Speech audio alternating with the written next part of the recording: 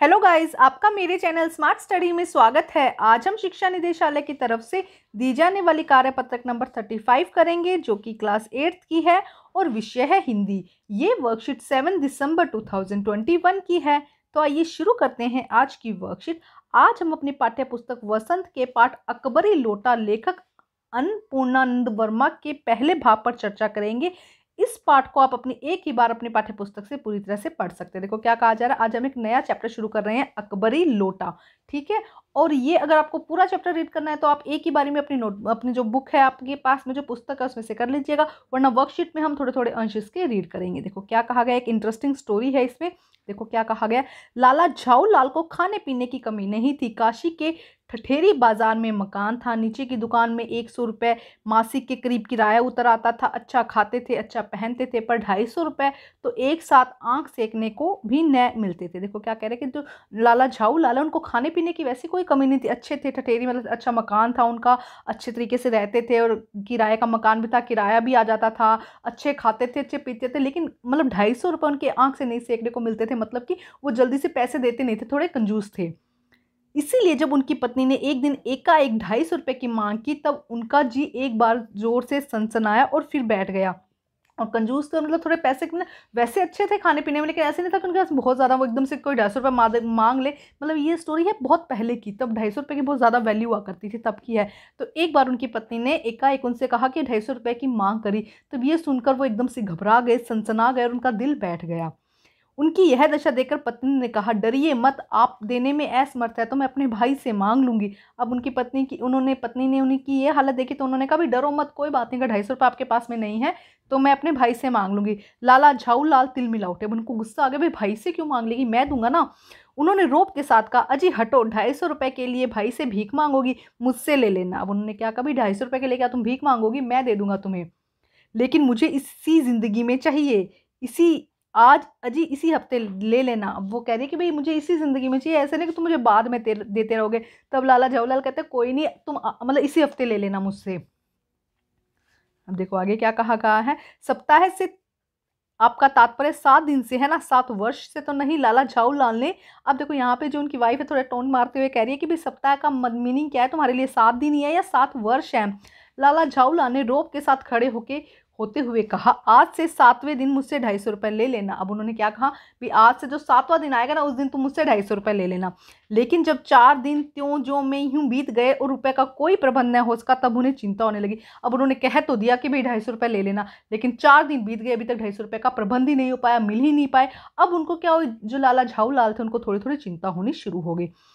प्रश्न अपनी प्रतिष्ठा का था, अपने घर में अपनी साख का था। देने का पक्का वादा करके अगर न दे सके तो मन में क्या सोचेगी इसकी। अब देखो, अब एक्चुअली बात क्या हुई, अब उन्होंने वादा तो कर लिया था, हम किसी से वादा कर लेते उसे ना निभाए तो हमारे मन में थोड़ा मलाल रहता है ना। तो इसी तरह से उन्होंने अपना मतलब अपनी प्रतिष्ठा के लिए, अपने मान के लिए, अपने आन बान के लिए ना, उन्होंने ये तो कह दिया भाई दे दूंगा, पक्का वादा कर लिया। लेकिन अब उनके पास क्या हो रहे थे, पैसे बन ही नहीं पा रहे थे, और उसके मन में था कि अगर नहीं दे पाया तो उनकी वाइफ क्या सोचेगी, उनकी नज़रों में उसका क्या मूल्य रह जाएगा। उनकी वाहवाही की सैकड़ों कथाएं सुन चुके हैं। अब मतलब वो हमेशा अपनी बातें डींगे मारते रहते थे, भाई मैंने ऐसे किया, मैं ऐसे कर देता, मेरे पास इतना पैसा। लेकिन अब जब 250 रुपये की बात वो नहीं दे पाएंगे अपनी वाइफ को, तो उनकी क्या वैल्यू क्या रह जाएगी। अब तक तो एक काम पड़ा है, चारों खाने चित हो रहे हैं। यह पहली बार उसने मुंह खोलकर कुछ रुपयों का सवाल था। अब देखो क्या कह रहे हैं कि वो कह रही अब तक तो कितने काम पड़े हैं, हमेशा खाली मैंने मना ही कर दिया, दिए ही नहीं, लेकिन इस बार तो मैंने खुद आगे चलकर बोला भी मैं दे दूंगा, किसी से मांगने की जरूरत नहीं है। तो यह पहली बार उसने मुंह खोलकर कुछ रुपयों का सवाल किया था। मतलब पहली बार वो कह रहे थे भाई आप दे दोगे ना 7 दिनों में, पक्की बात ऐसी आगे बोला कि भाई तुम दे दोगे ना। तो उन्होंने लाला झाऊलाल थे, उन्होंने कहा कि हाँ भाई दे दूंगा मैं तुमको पैसे। अगर इस अगर इस समय अगर दुम दबाकर भाग निकलते हैं तो फिर क्या मुंह दिखाएंगे। देखो यहाँ पे बस ये एक्चुअली में इस पूरे पैराग्राफ में सिर्फ यही बात, उनके मन के विचार हैं, वो अपने मन में बार बार में बोल रहे हैं कि अगर मैं पैसा नहीं दे सका तो क्या होगा, और मेरी कितनी इंसल्ट हो जाएगी, मेरा कितना अपमान हो जाएगा। मैंने इतनी बड़ी बड़ी डींगे हाँक दी थी कि भाई मैं जो पैसे दे दूंगा 7वें दिन तुम मुझसे ले लेना। उनकी वाइफ ने टोंट में मारा कि 7 वर्ष तो नहीं कह रहे हो, लेकिन उन्होंने कहा भाई दे दूंगा, लेकिन अभी तक कोई इंतजाम नहीं हो पाया था। खैर एक दिन और भी, तब एक दिन और भी बीत गया। 5वें दिन घबरा कर उन्होंने पंडित बिलवासी मिश्र को अपनी विपदा सुनाई। अब उनके दोस्त थे पंडित बिलवासी, उन्होंने क्या किया, 5वें दिन, 4 दिन तो यूं निकल गए सोचते सोचते, 5वें दिन उन्होंने घबरा कर अपनी जो भी दिक्कत थी ना, प्रॉब्लम थी 250 रुपए की, वो अपने दोस्त को पंडित बिलवासी मिश्र को सुनाई। संयोग से ऐसा बिगड़ा था कि बिलवासी जी भी उसका समय कुछ खुश थे। मतलब अब क्या कह रहे हैं कि संयोग कुछ ऐसा बिगड़ा, मतलब कि उस समय ऐसी दिक्कत थी, जो पंडित बिलवासी थे उनके पास में भी उस समय पैसे नहीं थे कि वो उनको 250 रुपये दे दें। उन्होंने कहा मेरे पास तो नहीं है, पर मैं कहीं से मांग जांच कर लाने की कोशिश करूंगा, अगर मिल जाता है तो कल शाम तक मकान पर मिलूंगा। अब देखो वो क्या कह रहे हैं कि भाई अभी जो लोग पंडित बिलवासी उनके मित्र थे लाला झाऊ लाल जी के, उन्होंने कहा भाई अभी तो मेरे पास में है नहीं, लेकिन मैं कोशिश करता हूँ कि इधर उधर से मांगता हूँ, कुछ करता हूँ, अगर कुछ मेरा काम बन जाता है तो मैं तुम्हारे घर तुमसे आके मकान में तुम्हारे मिलूंगा। वही शाम आज थी, हफ्ते का अंतिम दिन था। अब क्या हुआ, अगला 5वां दिन भी निकल गया, अब क्या आ रहा, हफ्ते का अंतिम दिन आ रहा है। कल 250 रुपये कल 250 रुपये या तो गिन देना या सारी हैकड़ी हाथ से धो देना। यह सच है कि कल रुपए न आने पर उनकी स्त्री उन्हें डामल फांसी न कर देगी, केवल जरा हंस देगी। अब देखो क्या कह रही है, पर वह हंसी भी कैसी होगी, कल्पना मात्र से झाऊलाल के मरोड़े पैदा हो जाते थे।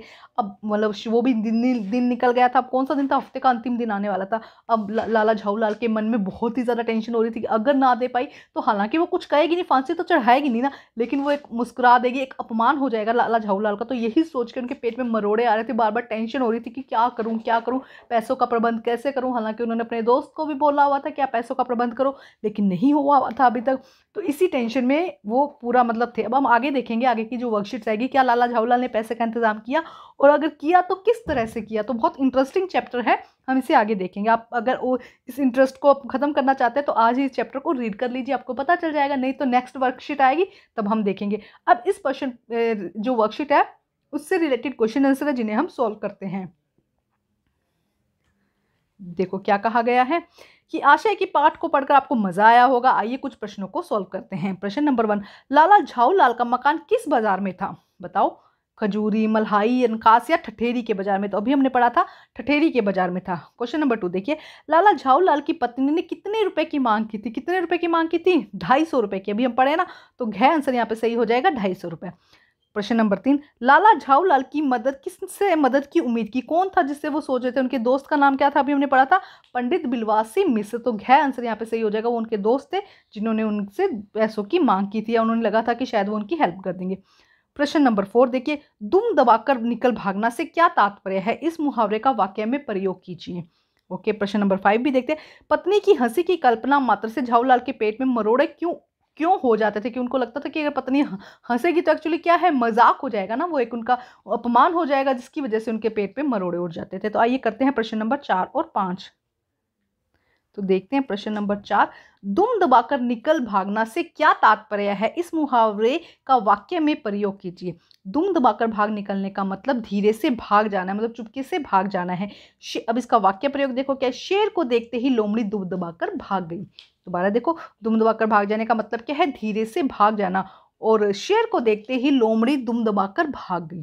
प्रश्न नंबर 5 देखिए, पत्नी की हंसी की कल्पना मात्र से झाऊलाल, यहाँ पे क्या आ जाएगा, झाऊलाल के पेट में मरोड़े क्यों उठ जाते थे, क्योंकि इससे उन्हें अपना अपमान महसूस होता था।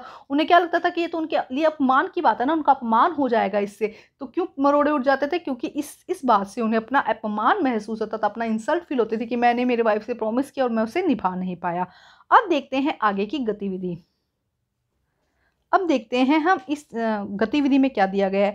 आपके आसपास भी झाऊलाल, ठठेरी, सनसना, बिलवासी, खुश्क, हेकड़ी, डाल, मफासी, मरोड़ जैसे शब्द पढ़ने और सुनने को मिलते हुए कुछ ऐसे ही शब्दों को खोजिए और उनका अर्थ बताते हुए लिखिए। तो कुछ भी नए शब्द आप यहाँ पे खुद अपनी तरह से आंसर कर सकते हैं। कोई भी शब्द अपने जो आपकी नॉर्मल लैंग्वेज में चलता हो, जैसे कि बेबुनियाद है ना, तो कोई भी ऐसे शब्द आपको लिखने हैं, उनका मीनिंग भी आप खुद लिख दीजिएगा। मीनिंग ना होता है एटलीस्ट सब शब्द लिख सकते हैं, जैसे कि हंसोड़ हो गया, है ना, हंसोड़ हो गया जिससे मतलब जो ज़्यादा हंसता है, मजाकिया हो गया। तो ये शब्द आप लिख दीजिएगा, इनका मीनिंग लिखना ज़रूरी नहीं है। आप शब्द कोई भी नए से जो आपकी लैंग्वेज में आते हो, यही लिखने ज़रूरी नहीं है। जो आपकी लैंग्वेज में शब्द आते हो वो यहाँ पर आप लिख सकते हैं, ठीक है। इसके अलावा और अगर कोई शब्द आता है जब बेइज्जती, जैसे कि उनकी बेइज्जती होने वाली थी, तो हम यहाँ लिख सकते हैं बेइज्जती, लिख सकते हैं ना। तो इस तरह के कोई शब्द जो आपकी लैंग्वेज में आते हों और चैप्टर से थोड़ा रिलेट कर सको तो और भी अच्छी बात है। अदरवाइज जैसे कि ये शब्द है, इनको आप लिख दीजिएगा अपनी नोटबुक में। तो ये थी हमारी आज की वर्कशीट को कंप्लीट करके अपने टीचर से ज़रूर चेक करवाइए, और प्लीज़ मेरे चैनल को लाइक कीजिए, सब्सक्राइब कीजिए और शेयर कीजिए। Thank you guys.